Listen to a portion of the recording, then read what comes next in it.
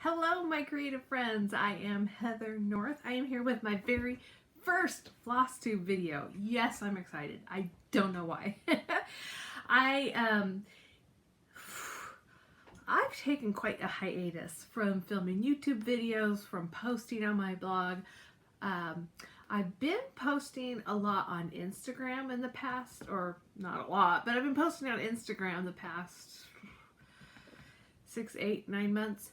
And you can find me there at Heather's Creative Blessings or Heather North, either one. And I've been sharing some quilting and some cross stitching, some husky puppy pictures, and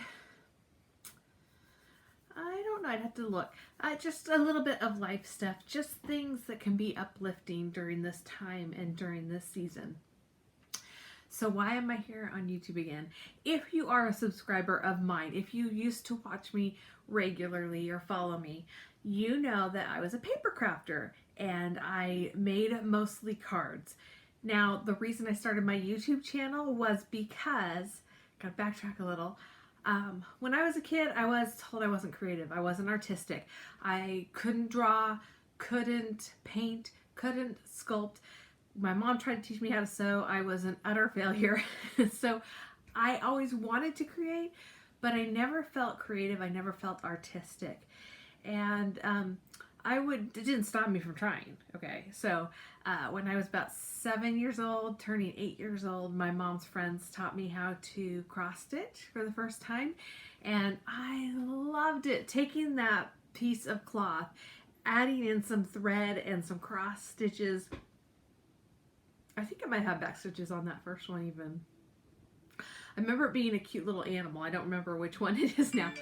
But anyways, taking something like that and turning it, just a blank piece of cloth, and turning it into something else, a little animal, just thrilled me. My stitches weren't perfect. My threads were pulled too tight. I don't know. The back was a mess. Sometimes the back of my cross stitching still is a mess. Just how it is. I want to be perfect, but perfect takes a lot of practice and a lot of mistakes along the way. You don't start perfect. I mean, babies do, but in creating, typically you don't start perfect. You have to work at it and practice and build your skills and your talent over time. So the next thing I kind of did was I took scrapbooks and it wasn't scrapbooking back then. It was just those, I think they're called magnetic albums. Basically, some of you might be too old to even remember this. It was like paper, like this cardstock or thicker than cardstock, but it had glue on it and then it had plastic over it. So you peel the plastic, you put your picture on there, and then you put the plastic back on and then do it on the other side. And very bad for your photos, by the way. That glue oftentimes was not acid free, and so all the pictures from my childhood are yellowed. I mean, that's just, you guys know. If you look through your grandma's or your great grandma's albums, you'll see. And for those of us that lived through that, you know what I'm talking about. But what I would do with the very few photos I had is I would take stickers, I would take stationery, I'd take pretty papers, and I would put them in with my albums, with my pictures, in my albums. And that was before scrapbooking was a thing. So when scrapbooking became a thing, I jumped in with both feet, and I loved it.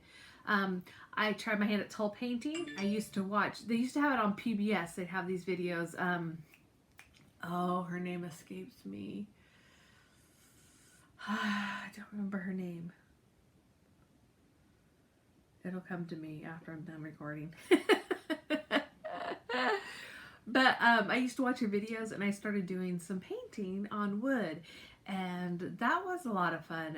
It was not good at first, but I kept pursuing it.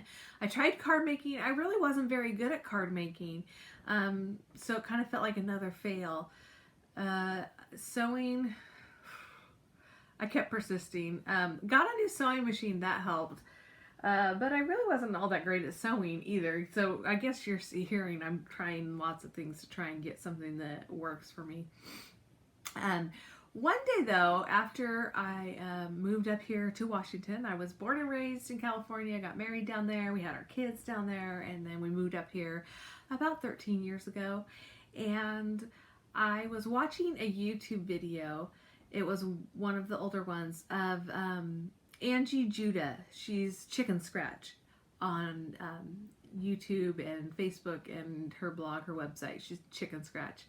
And she was doing this beautiful little box, and it was embossed and it was so pretty, and then she did a matching card, and I loved it. So I went ahead and I ordered the paper, and I ordered the embossing folder, and I ordered the ink, and I ordered the stamps, and I ordered all the things, the cardstock. Everything had to be what she used. It didn't have to be, but I did buy what she used.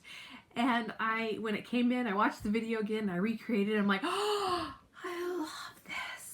I felt so accomplished. I felt something, it's probably some kind of endorphins or something, after creating that little box and matching cards that were basically what she had done, but I did it myself. And so around this time is when I probably started my blog, because I had moved up to Washington. Any cards I made, I was sending, I was making gifts, sending them, and I didn't really have a record of what I was doing. So I thought a blog might be a good way for me to keep track of cards I had made, projects I had made and sent, as well as the supply list, so that if I wanted to make it again, I could. It was also a way for me to share with family and friends what I was creating, because again, so far away. So I went ahead and did that. And then as card making became more and more something that I was enjoying doing, I decided to do videos, because that particular thing, card making, was so difficult for me to grasp the concept of, but it felt so good. And when you make a card, typically you can do it in under an hour, right? Some take months if things aren't going right, but it's a lot quicker, to me, a quicker process than a lot of the other crafts I did. And so I wanted to share that with other people, that just the technique and how to do it, so that they can feel that same joy, that same creative blessing that I get when I create. So that's kind of where I started, why I started my blog, why I started YouTube. And from there, I got onto design teams, and I was doing things with different companies and blog hops and challenges. And anyways, I was having a lot of fun for the most part. But then 2017 hit, and we're getting close to what's been going on now. I'm going to share some of this with you, because I think there's probably some of you that are feeling some of the same way that I was feeling back in 2017. And that is like a creative block, or like your mojo's gone, or you're trying to create. And that may have been something that has already brought you such joy, and you've enjoyed it so much. And now it's a struggle. It's a struggle to get into the hobby room to do it. It's a struggle to pull out that project and stitch it. You spend more time ripping out seams than you do sewing them down. You go to paint, and there's just no inspiration there. And you're like, is this going to last forever? I'm here to tell you, I don't know. I'm not a genie. But I can tell you my experience has been that eventually that creativity will come back.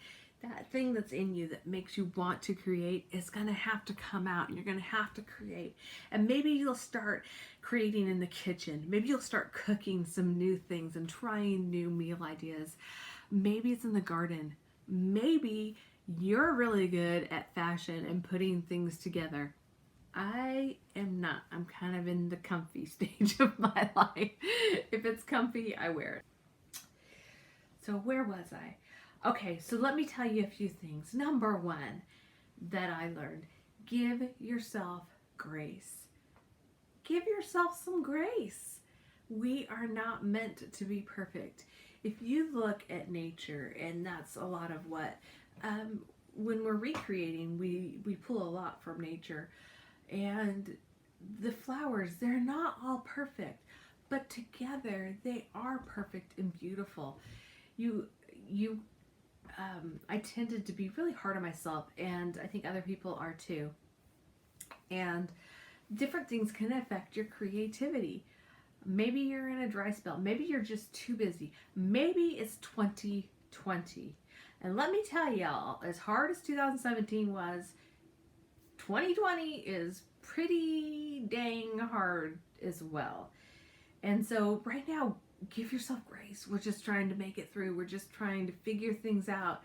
And maybe there's going to be a creative block. Maybe you just need to take a step back. That's what I did. I had to take a step back because I had nothing left to give. I couldn't make cards. I couldn't, I couldn't even sew. I would go in the sew. I closed up my sewing room, and I love to make quilts. But back to 2017. So, what happened to me? I lost 5 family members and a friend within a span of 9 months. So from September 2016 until my birthday, the end of April 2017. And when you have loss stacked on loss, stacked on loss, stacked on loss, that grief affects you. And it definitely affected me. And one of the ways that came out was I just couldn't create. There wasn't the things that had brought me joy. Making things brought me joy. Now it was a struggle. I mean, I couldn't make a card. I'd go into the sewing room and I'd see the last quilt I made, which was for my aunt who passed away within weeks of being diagnosed. I was looking through the trash can and I found the thing. I think it was a quilt or a pillow I had made for a dear, dear child to me whose parents were just going through a nasty, nasty custody battle. And my heart would just break and I'd see those pieces and I would just start crying and thinking of her. And I tried, so I shut the door and then I'd go back. So I stopped going in there, and basically my sewing room is actually the sitting room off of, it's kind of like a large closet, very large closet, kind of like off of my bedroom. And so I went in another time, I'm just going to go and see what's in that box over there. I was looking for something, and I opened the box, and it was the leftover fabric from my grandma's quilt. And my grandma was the last one of those 6 people, 5 family members, and a friend that had passed away. And I walked out of the room and I shut the doors and I didn't open them for almost a year. And when I did open them, it was to repair something. I didn't even go in there. If I needed a needle and thread, I went and bought. I don't think I even used needle and thread. I'm like, forget it. I went and bought a new one. I just couldn't. And there was nothing left. And it was a very difficult time. I'm sharing this with you because some of you may be going through it right now with 2020. But it was a very difficult time because the things that helped me before weren't really available to me. I was not finding joy. I was not finding creativity. I was finding roadblock after roadblock, and I'd sit there and I'd stare at the piece of paper and nothing would come. And I couldn't even open the door to my sewing room. And and scrapbooking, which is one of my older loves, I couldn't, because I'd open it up and I'd see pictures of my Uncle Teddy or my Aunt Kathy or my grandma, and then 2017 to 2018, that's when my baby was graduating from high school, and those dreams of having a 3rd child had obviously never happened, and I was having to accept that and accept the loss and the transition of that season. And so I gave myself permission, and that's what I would encourage you to do. If you need to, give yourself permission. I wasn't watching YouTube videos. I wasn't watching card making videos anymore. I stopped. I did do a lot of reading during that time, and I'd spend time with friends. I started a new little business and focused more on that. I would make cards occasionally if I needed them, but really I had 2 big boxes. They're over here, I should show them to you, full of cards. So I was able to go from, 2017 to maybe early 2018 to fulfill my obligations as a design team member and brand ambassador. After I finished that, I didn't. If I needed something specific, I might, but very rarely. I should have gone in there, just cleaned it all up, but I didn't. So if you're going through a season like that, maybe it's the pandemic that's got you there, or the elections, or a personal crisis, or a health crisis, or a financial crisis, or just, it's winter and raining all the time here in Washington. Whatever the reason is, if you go through that season, number one, cut yourself some slack. Okay, sorry about that. The second thing I would encourage you to do, and the thing that would work for me when I would go through minor slumps, because we all go through slumps in our creativity. We all spend days or weeks where you are taking out more stitches than you're putting in. Or you're making cards and every single card seems to look the same. Or you're trying to sew a quilt and it just goes all wonky. And your tree looks more like a log covered in moss and fur than it does a pine tree. Whatever it is, we all go through those stages. And so the second thing, and this is probably more like the first thing, but the second thing I would tell you to do is try something new. Maybe it's buying something new. I always love to buy something new, and I'm going to enable you in my future FlossTube videos. I'm going to be doing some enabling coming up here in future videos, but sometimes it's just buying something new. Find something you really like on Pinterest or Instagram, or maybe your favorite website or blog or Facebook or whatever it is, and buy the supplies you need to make that thing. Watch videos to learn how to do it. Try a new thing. The other thing I tried and I still wasn't very good at it was lettering. Is that what it's called? The fancy calligraphy lettering type things. I love things that come with different fonts. If you look, I think you can see that behind me. The two plaques I have back there, it's got like a solid block letter, and then it's got the scripty letter, and I love that, but I don't really like my handwriting. So, but maybe it's handwriting, maybe it's painting, maybe it's trying a new recipe. Whatever it is, try something new, find something new. You might spark your creativity just by trying something new, and that's not going to be perfect. And maybe that's what goes well, but the last card I made was pretty good, so I think I'll go back to making cards. Or you might pick up something new and run with it and love it. But something new. So give yourself grace and time if you need it. Take a break. Give yourself time, grace, give yourself a break. That's number one. Number two, find something new, try something new. Number three, watch a video, learn. To me, I wasn't feeling the creativity, so I started watching, the thing that brought me out of this slump was actually Sarah Cray at Let's Make Art. I had always wanted to paint. My Aunt Rosie, my great Aunt Rosie, was one of the people who had passed away in late 2016. She was a watercolorer, and I remember going to her house as a kid and seeing the pieces that she had made and wanting to, when I grew up, be able to paint like her. Excuse me. I never did get there, but I tried. I wanted to. Actually, I got a lot better after this. But I think maybe it was because I was thinking of my great Aunt Rosie, and these things kept coming up from Sarah Cray and Let's Make Art, and they had these subscription boxes. And there was one, it was just so pretty, and I thought, I don't usually like subscription boxes, but because usually it's filled with stuff you don't want, right? But this one, it had paper, it had inks, and then you'd watch the videos and do it, and I thought, that is right up my alley. So I started doing the subscriptions, and I started painting, and you know what? The skills I had learned using ink to kind of paint with and watercolor with in card making, same with the different pens and markers and things, it translated really well. I had actually built skills by coloring in those stamps and by making those backgrounds with ink and water and paper.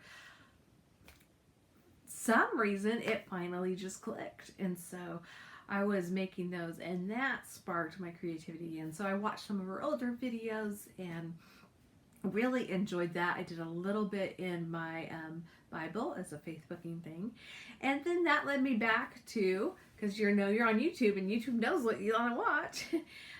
It led me back to quilting videos, and quilting had never been part of a job for me, so it was always something that I just found very enjoyable. Piecing, I should say, more than quilting.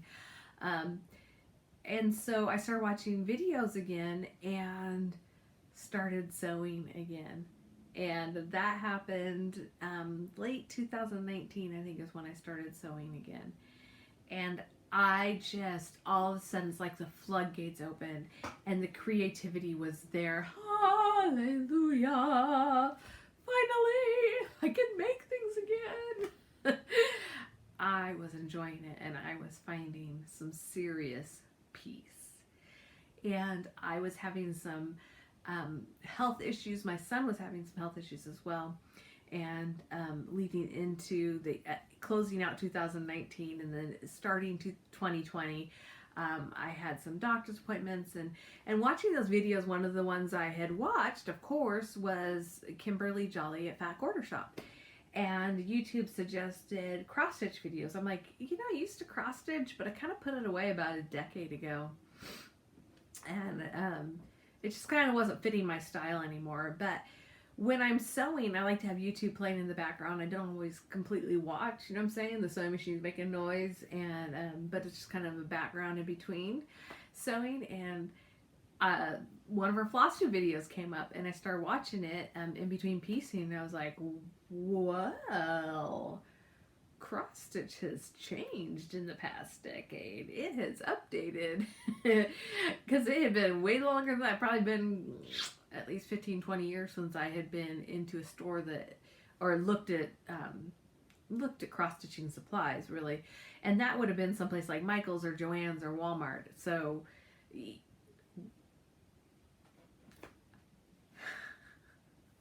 cross stitching has really updated. I started loving it, and so I started watching her things, and as I'd watch that, there'd be other things that would come up, and I'll talk about that a little more in my next video, which will be a floss tube video. But that leads me to where I am today. I have been cross stitching a lot. The thing about cross stitched for me, it's a way to relax and unwind, a way to take the focus off the stresses and anxieties and the things going on. It gives my hands something to do. My husband loves watching TV, and he loves watching action films. We've been watching the news during this election cycle, of course, and I find it all very stressful. And even like the morning news, I'm noticing with my dogs, they play this music, and they kind of, in between each thing, and my body seems to physically react to those things.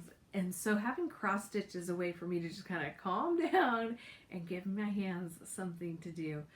It also has been a lifesaver. I mean, not literal lifesaver, but kind of a lifesaver for all of the medical issues I've had to go through. I have thankfully not contracted the coronavirus, but COVID-19. But during this pandemic, I've had other issues, and I've had some unexplained bleeding and some explained bleeding, and I ended up with a surgery and a possible 2 more still to go. And so I wasn't able to really work. I was dealing with I wasn't able to do a whole lot, and surgery was a long, painful recovery for me. So cross stitching is something I could do. It wasn't very active. I didn't have to get up and down. Even like bending over and cutting and ironing and getting up and down from the sewing machine was a little too much during that time. And obviously I can't take that with me. I could do some hand stitching with quilting, but really the cross stitching has been the best thing I have gotten different bags. I'm going to show you in a minute. But one of the things I'll say is I just got these off of Amazon. And these little bags, I can put my cross stitch in, I can put the pattern in, I can put scissors, the floss or thread that I need, and reading glasses because, you know, you're in an office, you might not have the best light, and sometimes it helps to see. Although I have to say, you have to wear a mask in those offices, and wearing a mask and trying having the readers. I don't know how you people that have to wear glasses and masks all day do it. My hat goes off to you. My heart goes out to you because even with anti-fog and stuff, it's just, oh, I don't know how you do it. I am so impressed. And for those of you doing it as essential workers and providing for your family through this time, I applaud you. But back to what I was doing. Side note, because this is 2020. If you're watching this past 2020, I don't know what to tell you. Look up hashtag 2020 and see what comes up. Or coronavirus or COVID-19. It's just the world we're living in, right? So I had to go to these doctor's appointments by myself, which is hard. Let me tell you, some of these were really hard. Going into the hospital, being met by a police officer, having my temperature checked, before sitting by myself in a waiting room with a mask on to have surgery.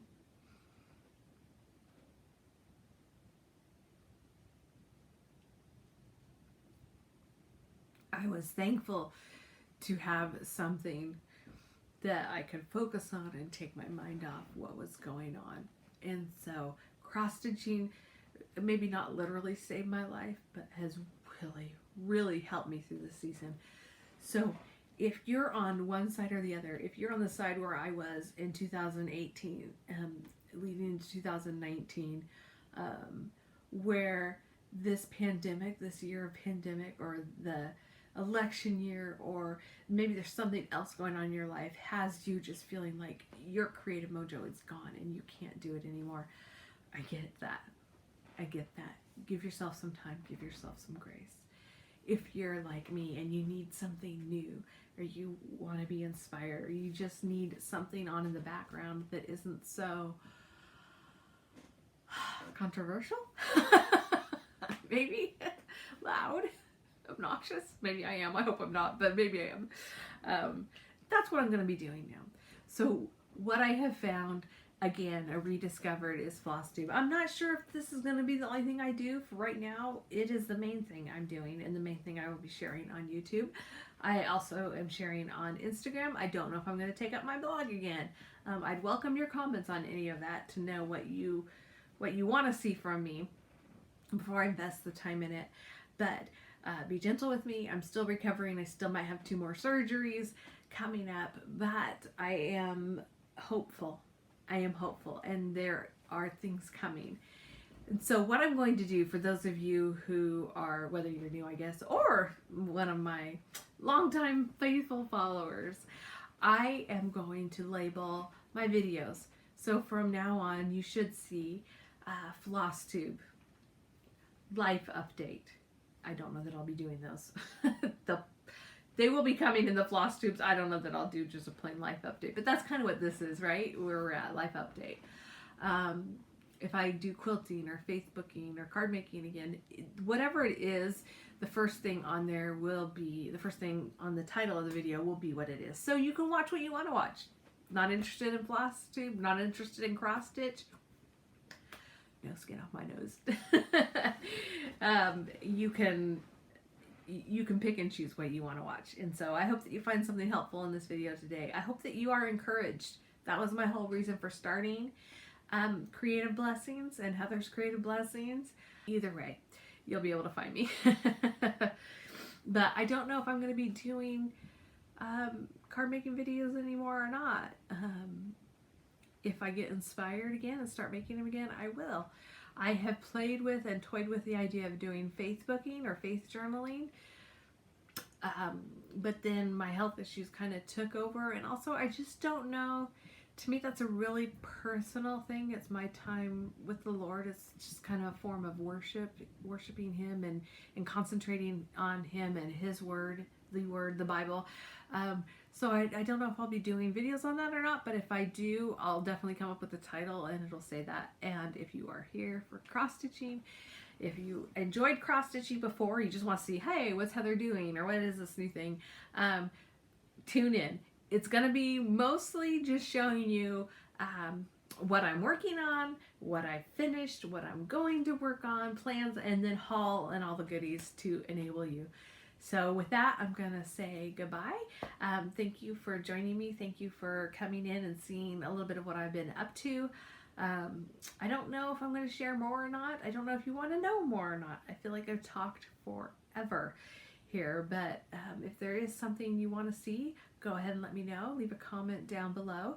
I would love to know, first of all, I would love to know, if you want to comment,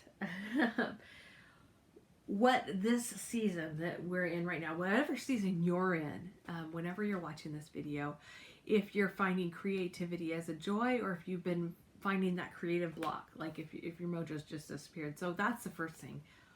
What is your creative life like right now? And then the second thing, have you ever cross-stitched? Is it something you might be interested in? Is it something you've done? So go ahead and let me know those two things. And remember, give yourself grace and time. Learn something new, try something new, and I will see you on my next video. Bye, you guys.